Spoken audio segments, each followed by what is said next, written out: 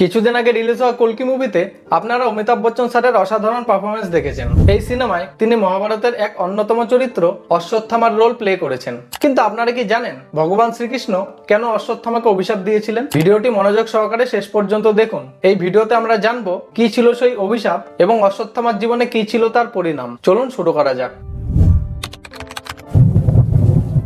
যখন কুরুক্ষেত্রে যুদ্ধ চলছিল, পাণ্ডবেরা জানতেন যে দ্রোণাচার্যকে হারাতে না পারলে তারা কখনোই যুদ্ধ জিততে পারবে না। কিন্তু তারা কিভাবে এত শক্তিশালী একজনকে পরাস্ত করবেন সেটা তারা বুঝতে পারছিলেন না। ঠিক তখনই ভগবান শ্রীকৃষ্ণ একটু উপায় বের করেন। তিনি জানতেন দ্রোণাচার্যের একমাত্র দুর্বলতা ছিল তার পুত্র অশ্বত্থামার প্রতি তার অগাধ ভালোবাসা। শ্রীকৃষ্ণ পরামর্শ দিলেন যে যদি কোনোভাবে দ্রোণাচার্যকে বিশ্বাস করানো যায় যে তার পুত্র মারা গেছেন, তাহলে তিনি এই যুদ্ধ করার ইচ্ছা এবং মনোবল দুটিই হারাবেন। সেই মতো যুদ্ধের 15তম দিনে ভীম অশ্বত্থামা নামের একটি হাতিকে হত্যা করেন এবং খুশিতে চিৎকার করতে থাকেন যে অশ্বত্থামা মারা গেছেন। ভীমের চিৎকার শুনে দ্রোণাচার্যের সন্দেহ হয় এবং এর সত্যতা যাচাইয়ের জন্য তিনি যুধিষ্ঠিরের কাছে যান। যুধিষ্ঠির তার সত্যতার জন্য পরিচিত ছিলেন। শ্রীকৃষ্ণের নির্দেশে যুধিষ্ঠির দ্রোণাচার্যকে বলেন অশ্বত্থামা হত, অর্থাৎ অশ্বত্থামা মারা গেছেন, কিন্তু নিচু স্বরে বলেন নরবা কুঞ্জরবা, অর্থাৎ তবে আমি নিশ্চিত নই যে সে মানুষ নাকি হাতি, যা শঙ্খের তীব্র স্বরে ঢাকা পড়ে যায়।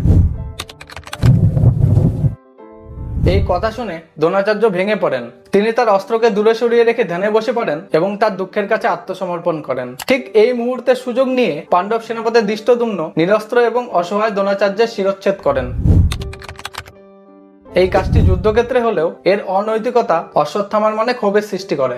অশ্বত্থামা তার পিতার মৃত্যুর কারণে বিধ্বস্ত হয়ে পড়েন এবং এভাবে প্রতারণার শিকার হওয়ায় পাণ্ডবদের উপর প্রতিশোধ নেওয়ার প্রতিজ্ঞা করেন। যুদ্ধের 18তম রাতে যুদ্ধের নিয়ম উল্লঙ্ঘন করে তিনি কৃপাচার্য এবং কৃতবর্মের সাথে পাণ্ডবদের আশ্রয়স্থলে আক্রমণ করেন। অন্ধকারের আড়ালে তারা ঘুমন্ত ধৃষ্টদ্যুম্ন এবং বাকি যোদ্ধাদের হত্যা করেন এবং দ্রৌপদীর 5 পুত্রকে পাণ্ডব ভেবে হত্যা করেন। অশ্বত্থামা এখানেই থেমে থাকেন না। এরপর তিনি পাণ্ডবদের ধ্বংস করার উদ্দেশ্যে শক্তিশালী ব্রহ্মাস্ত্র ব্যবহার করেন। প্রতিক্রিয়ায় অর্জুনও ব্রহ্মাস্ত্র ব্যবহার করেন এবং যখন সবকিছু ধ্বংসের পথে চলে আসে, তখন উপায় না দেখে ঋষি ব্যাসদেব উভয় যোদ্ধাকেই তাদের ব্রহ্মাস্ত্র ব্যবহার না করার অনুরোধ জানান। অর্জুন ব্যাসদেবের অনুরোধে রাজি হয়ে যান, কিন্তু অশ্বত্থামা তার ব্রহ্মাস্ত্র কন্ট্রোল করতে না পারায় ব্রহ্মাস্ত্র থেকে ছোড়া তীর অর্জুন পুত্র অভিমন্যুর গর্ভবতী স্ত্রী উত্তরার গর্ভে গিয়ে আঘাত করে।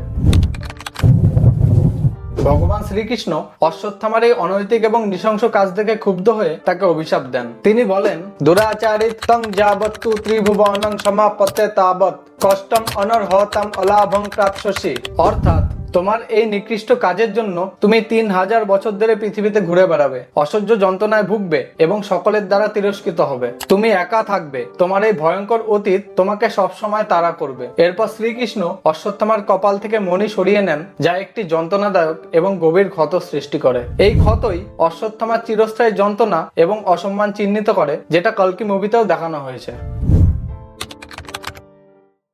এভাবেই অশ্বত্থামার প্রতিশোধের ইচ্ছা তার নিজের পতনের কারণ হয়ে দাঁড়ায়। সময়ের সাথে সাথে অশ্বত্থামার এই অভিশাপ নিয়ে অনেক কাহিনী এবং লোককথা তৈরি হয়েছে, কিন্তু অ্যাকর্ডিং টু মহাভারত সপ্তিকা প্রভা সেকশন 16 তিনি এখনো এই অভিশাপ নিয়ে পৃথিবীতে ঘুরে বেড়াচ্ছেন। যদি আপনি এত দূর অব্দি ভিডিওটি দেখে থাকেন, তবে আপনার নিশ্চয়ই এই ধরনের মাইথোলজিক্যাল কাহিনী শোনা ইন্টারেস্ট আছে। এই ধরনের আরো ভিডিও দেখার জন্য আমাদের চ্যানেল বং নেটওয়ার্ককে সাবস্ক্রাইব করুন, কমেন্ট করে আমাদের জানান এবং লাইক ও শেয়ার করে আমাদের এই ক্ষুদ্র প্রচেষ্টাকে আরো বড় করে তুলতে সাহায্য করুন। So until next time, stay curious and keep exploring. ধন্যবাদ।